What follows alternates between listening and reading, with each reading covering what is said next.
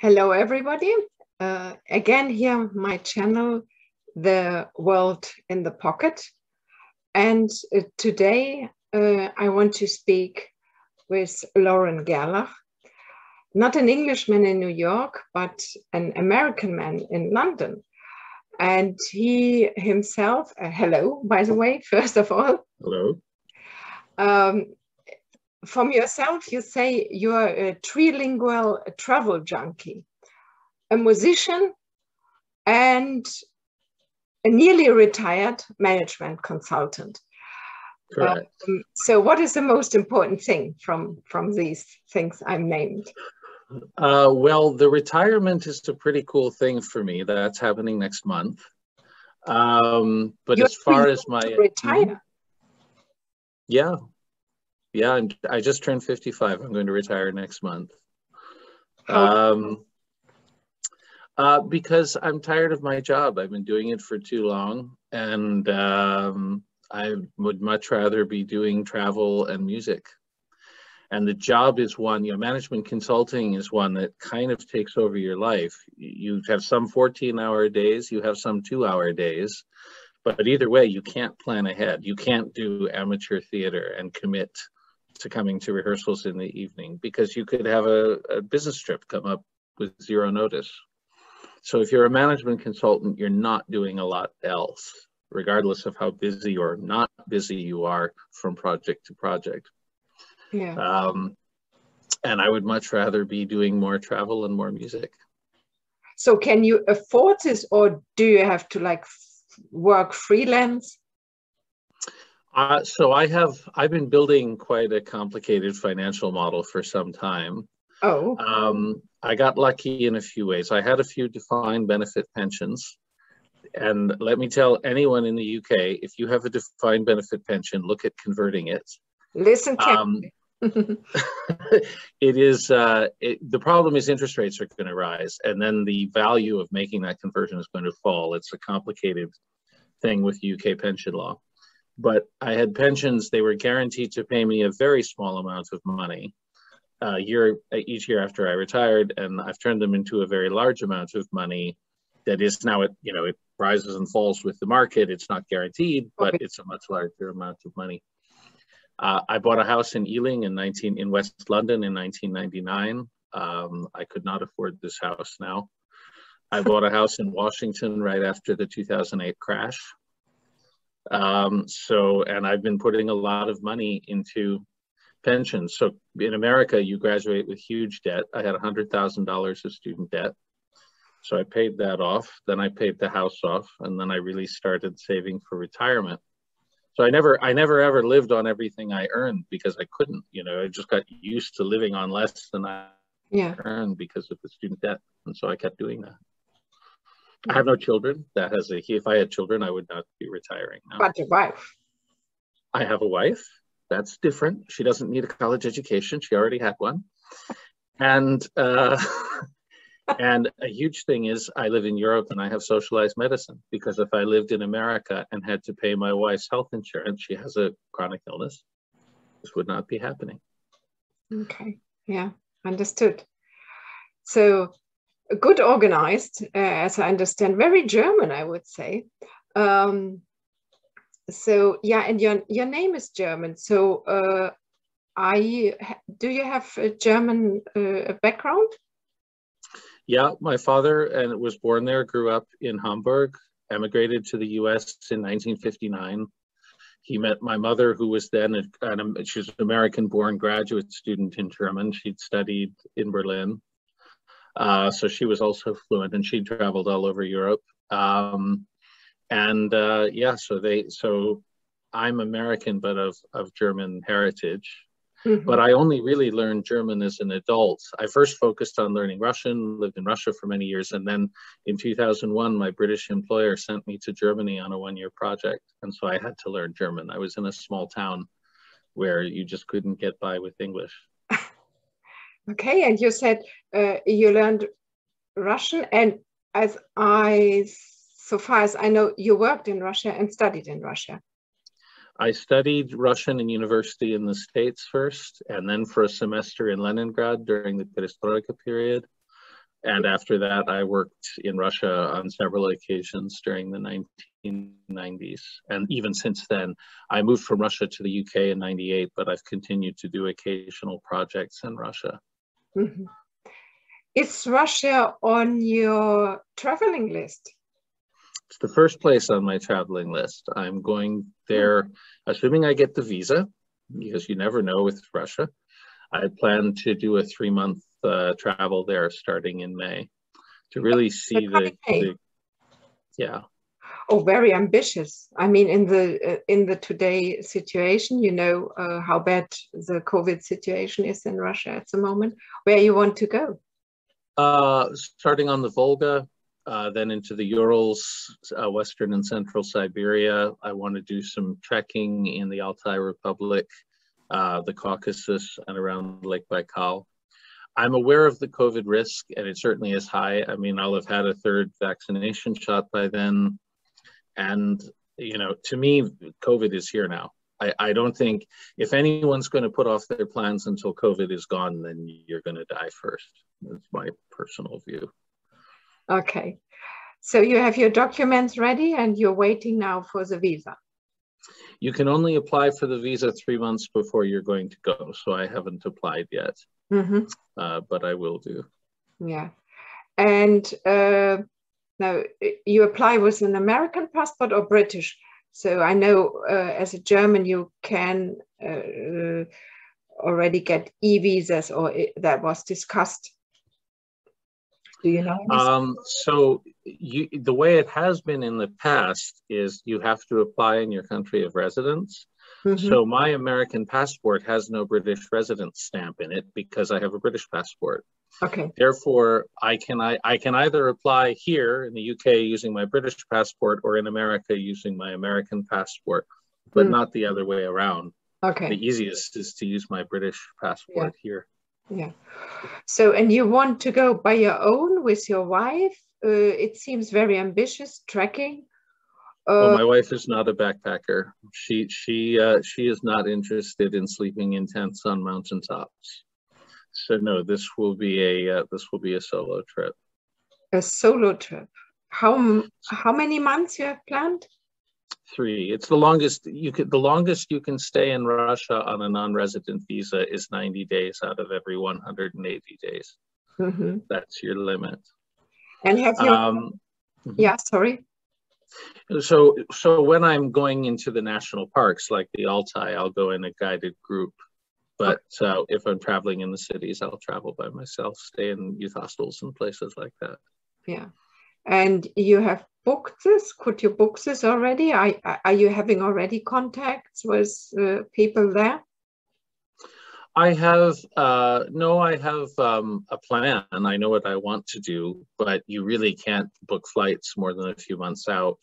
No. So no, nothing's formally booked yet. A lot of for example, the native Siberian festivals that I want to go to, they haven't even confirmed the dates yet. So, you know, I sort of have a rough plan, but this will only come together next spring. We must speak again before you go. I might give you some contacts. So music festivals, you said, yes? Native festivals. So there's a Don Cossack festival in Rostov. Actually, well, it's not a Cherkassk actually. There's a festival in Sakha. You know, the Sakha people have a big one over the summer solstice.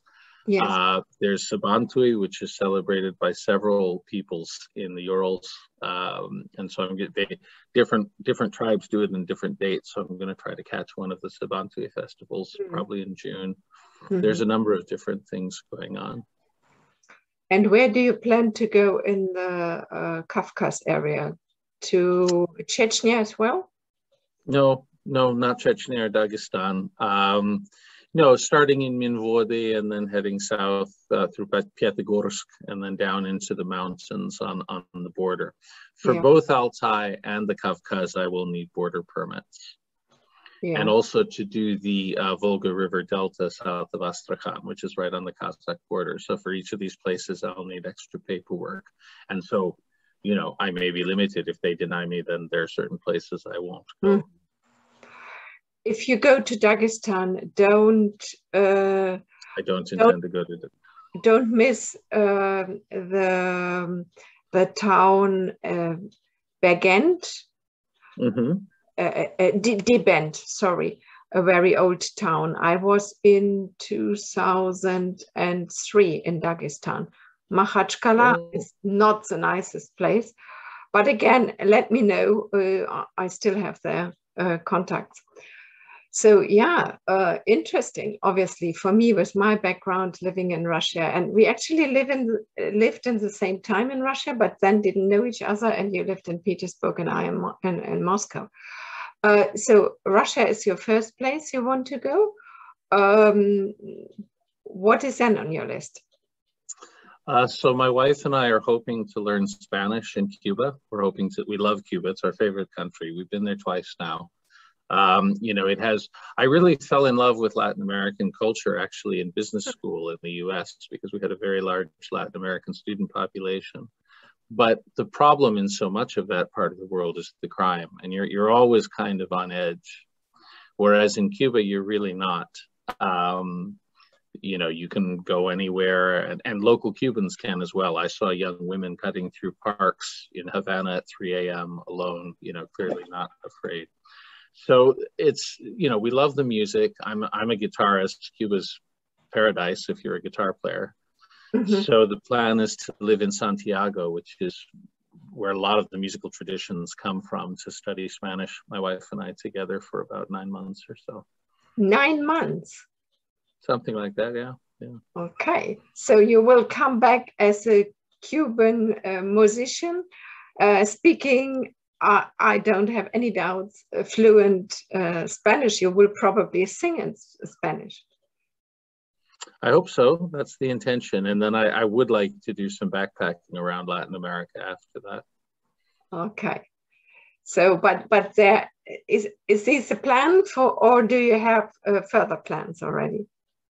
Then after that, there's a lot more places I want to go. It'll depend on how long my knees last. But I'd like to spend 6 or 7 months in Africa. Definitely want to do more of Southeast Asia. More of India. I've been there a few times, but there's huge parts of India I haven't seen. What's about so China? Really, China for sure. Probably China is a difficult one in terms of the tourist visas. If you don't speak Mandarin, you know, trying to get around efficiently on tourist visas is a bit difficult. I'll certainly go for at least a month or two. The places I'm most interested are in the Southwest. Hunan, Yunnan, Sichuan, Junkie National Park, and then Xi'an as well. I've been to the major cities on business, and to me, they're just, you know, it's just a little bit, it's too big to, you know, yes, they have some interesting things, but I'm actually much more interested in the natural areas, the wilder areas to the west. So, and the guitar, if not your wife with you, but the guitar will be always with you. Yes, I have a Martin backpacker. It's a Martin guitar that's about, at the widest, it's probably 12 centimeters, weighs about 2 kilos, goes in a bag that sits on your shoulder, you know, with your backpack. So yes, I've carried that up a mountain in Laos. I've carried that to some pretty remote places. And it's great because, you know, I play it a bit, then someone else plays it. You know, I've met quite a few people as a result of that. Yeah, you even have a website. We should name the website. It will be on my channel then. You composed some songs when you were traveling around already. So yeah, I think that's like an opener to people, yeah, the music, and probably gives you always the opener. Or it always has been. When I did a year of my undergrad in London in the 80s, and during my Christmas break, I went around continental Europe, and I got into a hostel in Munich. It was, you know, minus 15 degrees, 400 beds in the hostel, maybe 10 people staying there right after Christmas. And I just took the guitar out, and everybody came. I mean, everybody in the hostel came. Several of them played guitar, but didn't have one, so they played it. And 2 people invited me to join them in Salzburg. So off we went, and they had friends there, and we stayed until New Year's Eve in Salzburg, and our group just kept growing. We were having so much fun that people were like walking up to us saying, "Hey, you're having fun. Can I join you?"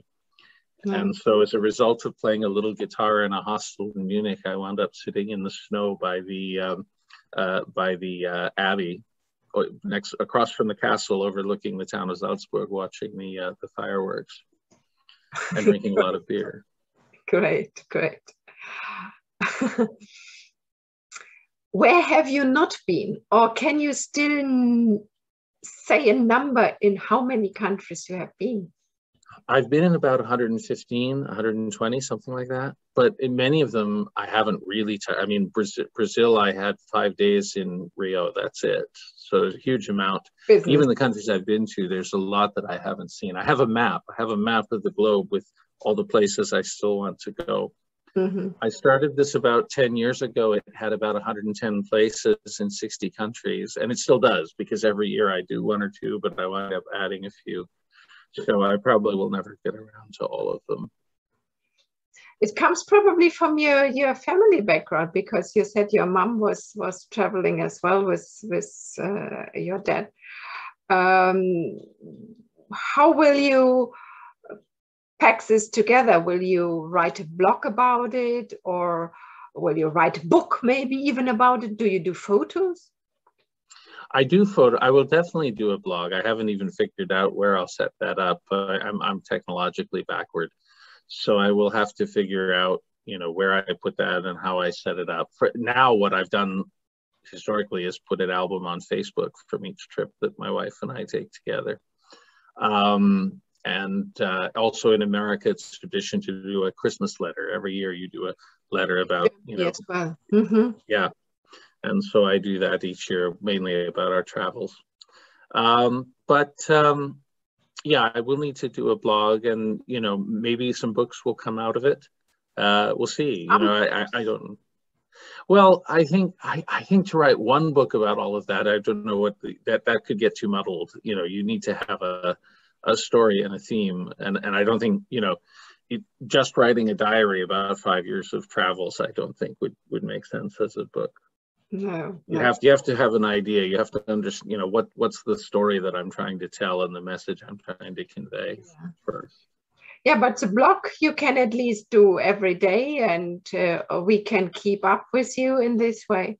I definitely will keep up with it with you then in Russia, and then you can like have contact, especially then with your wife when you are in Russia.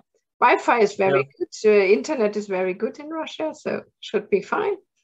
Yeah, not in Cuba. In Cuba, it'll be very difficult because the internet is poor. Of course, all this depends on Russia giving me a visa. You know how that is. They can just say no.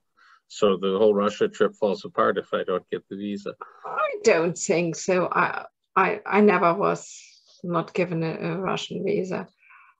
I've had it denied once or twice, and then then you do something, and you change a word on one form, and they let you through. But you never know.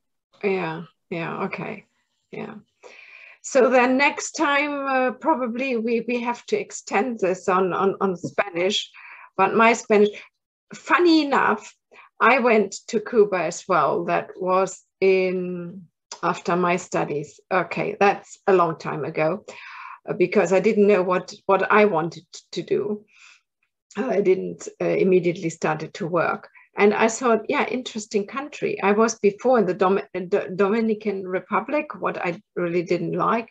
But Cuba and the history, Castro, that was all like very interesting for me. And a lot of people spoke then either German or Russian, because they were either as students in the former GDR or studied in the Soviet Union. So that was easy. But then I thought, okay, if I don't get a job, I will learn Spanish in Cuba. But it didn't come to it. So maybe when I retire, I take you by the word and do it as well. But not sure. It will be a long time before I can retire. So how many days you still have to work? I retire 4 weeks from today. Okay, and you have like a calendar where you cross out? I know exactly. Yeah, I know how many. So I have 20 work days, 28 calendar days left to go. Yeah, I know that. I know the number. I've done it for a while. And there will be a big party then at work, or will you go silently? And They offered me one, but if someone caught COVID, if I got a bunch of people together in a room for that and someone got COVID, I would just feel terrible. So I said no. It was very nice of them to offer, but I just, for that reason, I didn't want to do it. So it will be more a private party before you go, probably on your travel then, and then maybe the situation is better. Was there some kind of holding you back and saying, "No, you're a good you're a good guy for us. Don't leave. We give you a better contract or whatever." But they couldn't. That is kind of funny. So I had felt for a while that I was kind of underutilized, which is one reason I decided to go. And then when I said I was going to, we were just about to talk to you about some more interesting things you could do. But I'm, and they're good people and I like them, but I just, by that point, I was ready. I mean, even, maybe let's say the stock market crashes and I have to go back to work in 10 years. That's okay. I mean, my knees aren't going to last forever. I can feel that if I want to do this travel, I have to do it soon. And even if that means that I do think I can afford to retire for good, but maybe I'm wrong. Maybe I have to work again. I don't mind sitting at a desk at age 70, but I don't want to do it now. Yeah, it's a good plan. Why not? And you worked for it, and why not doing it yet? And as you said, you could start later, and maybe not in a company, but for yourself, work self-employed, and then do it. Okay, very, very interesting. Loren, it was a pleasure to talk to you. I will definitely follow you. Maybe at some point we will even meet, not in London, but somewhere in the world. That could be easily happen. Hopefully, when we all start again to travel a little bit more. But I like your saying, if we wait too long, we will die before we can travel again. So yeah, I had a 2-year visa for Russia. First time I got a 2-year, I couldn't use it because I couldn't travel. So I definitely will apply next year, and then there will be a trip to there. And I would love to go to Cuba again. South America is a part where I never have been either, except of Cuba and Mexico, where you have never been or never want to go. Question. North Korea, I really have no interest. Okay. Don't think I'm going to be going to Afghanistan or Iraq anytime soon. Iran, I sort of go back and forth. I mean, a lot of people go there and have a great time, but if they decide you're politically useful, as then that can be a bit dicey. Some of the things you see on TV, like I see people who want to haul a sledge across Antarctica, and I just think, why? Why do you want to drag a 700-pound sledge with food and supplies across a sheet of ice? What is interesting about this? What is pleasurable? Just no interest. Or even in America, thousands of people every year try to do the Appalachian Trail, which is a hiking trail that's over 2,000 miles long. Almost all of them reach a point. They've done 500 miles. They realize, or 400 miles. They've been going for months. They can't go. It's all going to look the same. The next hill they climb up is going to look just like the last hill. And there's going to be 2,000 miles of this. I don't get it. Okay. Like, I don't want to do something just to say I covered these miles, or there's got to be something really interesting about it. And, interacting with people, seeing a culture, seeing history. Yeah. And I love nature, but, to do a trail that's just trees and hills for 2,000 miles and it all looks pretty much the same. would not be my choice. Mm-hmm. So not along the Trans-Siberian magistral where tiger is. You want to see? Yeah, I understand. The eastern part of it, I think the eastern part of that would be nice. But between Moscow and Krasnoyarsk, I mean, it's just birch trees. Yeah. But yeah. Arctic, I would love to do a cruise there with not a cruise. Yes, a cruise ones, but to ideally to jump on a Russian icebreaker or something, go there, or with a German or yeah. Oh, I think that would be interesting. But the people who pull a sled across Antarctica, so all they're seeing is ice. They're not seeing fjords. They're not seeing penguins. They're not seeing seals. They're just seeing ice crossing Antarctica. You know, and pulling 300 kilograms on a sled behind them. Nah. No way. I don't. Good. Okay. I wish you a very nice retirement. I wish you that all your plans come through, that you can do your travels, your plans so far. And thank you very much for the talk. I hope our viewers will find it interesting as well. Thank you.